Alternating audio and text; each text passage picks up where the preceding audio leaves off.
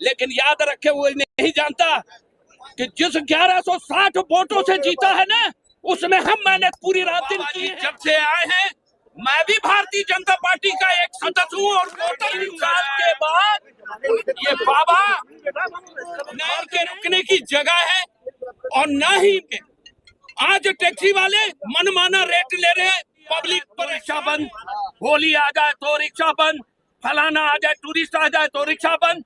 आज टूरिस्ट भी परेशान है, तो आए अपनी मर्दानगी दिखा दे सामने मैदान में। देश हित की बात मातृभूमि न्यूज के साथ। और भारतीय जनता पार्टी को बहुत पसंद करता हूँ, लेकिन इस इंसान को नहीं करता जो ये गरीबों के लिए ये जहर बना हुआ है। उस शहर में जाम नहीं लग रहा है, पूरा जाम लग रहा है। लोग आला खान है, एक रिक्शा ही सब जहर बनी है। अरे जब जहर ये है तो फिर तुमने अप्रोच क्यों किया? मैं हूँ पुलिस अधिकारी, मैं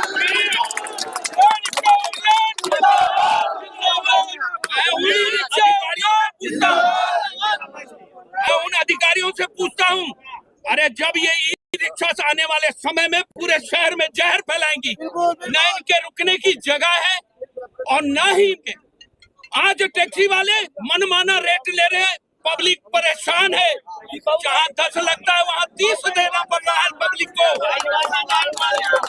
ये तो 30 रुपए ये सबको सोचना है। जब तक आप लोग एकता नहीं बनाएंगे, यहाँ जातिवादी नहीं है, याद रखना, यहाँ एकता का काम है। यहाँ मैं जातिवादी को मैं महत्व नहीं देता हूँ, इंसान को महत्व होता है। और ये आवाज सरकार तक पहुँचनी चाहिए। मैं परम सम्मानीय मुख्यमंत्री भजन लाल शर्मा जी को ये बताना चाहता हूँ कि ये तमाशा आपके एक विधायक की वजह से आज सबकी रोजी रोटी खतरे में पड़ गई है। कहाँ से देगा रिक्शा का किराया?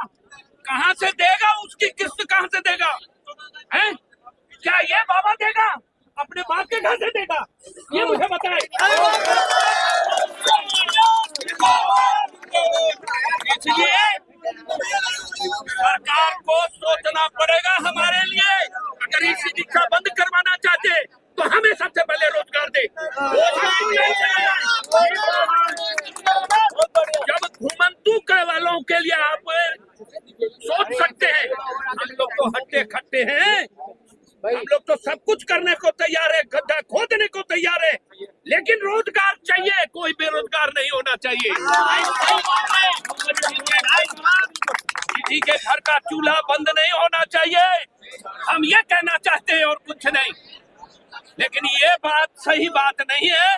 उधर से यहाँ वहाँ से जब देखो दिवाली आ जाए तो रिक्शा बंद, होली आ जाए तो रिक्शा बंद, फलाना आ जाए, टूरिस्ट आ जाए तो रिक्शा बंद।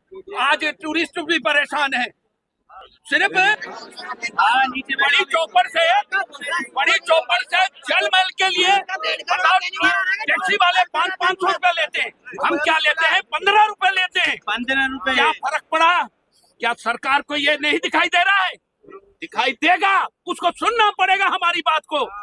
और हम पूरे खुले मंच से कहते हैं, अगर बाबा जी में ताकत हो तो आए अपनी मर्दानगी दिखा दे सामने मैदान में। बस 3 साल के बाद ये बाबा मर्द नहीं कुत्ता दिखाई देगा। ये 3 साल जितना उसको भौंकना है, उचकना है, उचक ले, कर ले, जो भी करना है कर ले, लेकिन याद रखे वो नहीं जानता कि जिस 1160 वोटों से जीता है ना, उसमें हम मेहनत पूरी रात दिन किए हैं। ये भूल गया है वो अपनी बेशर्मी से नीचे नहीं आ रहा है। आज क्यों रामगंज में घुसने की ताकत नहीं है उसको? क्यों नहीं है? क्यों? अगर यही चैलेंज हम भी कर बैठे तो कहाँ रह जाएगा? इतने रामगंज के टुकड़े में भी ज्यादा घूमेगा और विकास करवाएगा। हैं? क्या समस्या खोर में समस्या नहीं है? रोड की समस्या है, पानी की समस्या है, बिजली की समस्या, सारी चीजें समस्या है। पूछो 2 साल में तुम लोगों ने नई उड़ान मारी है? किस चीज की उड़ान मारी है तुम लोगों ने? सिर्फ मैं सबूत दूंगा कि इसने कहां कहां दलाली खाई है। अभी महिंद्रा कंपनी वाले से साठगांठ हुई है। महिंद्रा कंपनी क्यों पीछे पड़ी है इसके? क्योंकि 50 लाख में इसने अपने आप को बेचा है। 50 लाख में बेचा है और सौदा किया है कि हमारी गाड़ी बिकना चाहिए और किसी भी तरह ई रिक्शाएं बंद होनी चाहिए। अरे जब बंद करना ही था तो फिर क्यों इतने बड़े बड़े शोरूम को लाइसेंस दे दिया बेचने को? क्यों दे दिया उनको बेचने के लिए? ना वो बेचते, ना हम लोग को लालच पड़ती कि छोटा मोटा धंधा करके तो अपने परिवार को पालेंगे। माने ईमानदारी से कोई भी अपना परिवार नहीं पाल सकता, ये बात बस लिख लो। 3 साल तक तुम लोग खून के आंसू रोगे तो रोगे, मगर किसी का तुम्हें नेताओं का कुछ नहीं कर पाओगे। क्यों? और नेता नहीं है, एक यही बार नेता है। इतना बड़ा प्रदेश का मुख्यमंत्री भजनलाल शर्मा जी है। 4 मुख्यमंत्री है। पहला स्टेट है ये जहां पर 4 मुख्यमंत्री रखे। धिक्कार है उस स्टेट को और वहां के मुख्यमंत्रियों को। ये क्या तमाशा बना के रखा है उन लोगों ने? हैं? वहां से सिर्फ ई रिक्शा वाले करीब दिखाई दे रहे और कोई नहीं दिखाई देता। क्या रोड जाम नहीं हो रहा है? बराबर रोड चारों तरफ से जाम हो रहा है। तुमने चौगान तरफ बंद कर दिया, रामगढ़ बंद करवा रहे हो। क्या 4 टुकड़े में 5-5 रुपए की कितना कमा के अपने परिवार को कितना किलो आटा घर ले जाएगा? उसमें भी चालान हो रहे हैं और उसमें भी गली में खड़े हैं, चालान कर रहे हैं। और कितना 11 हजार रुपए जुर्माना हुआ है कल की तारीख में। 500 रुपए कमाने वाला एक ही रिक्शा कमाने वाला क्या 11,000 रुपए का जुर्माना अदा कर पाएगा? मैं पूछना चाहता हूँ शासन से और प्रिय मुख्यमंत्री महोदय जी से भी, क्या आपके पास कोई समाधान है तो मैदान में आओ।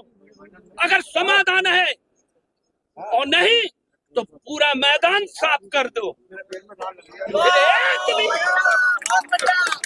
एक भी पूरे राजस्थान की बात कर रहा हूँ, पूरे राजस्थान में ई रिक्शा नहीं बिकनी चाहिए और न ही चलनी चाहिए।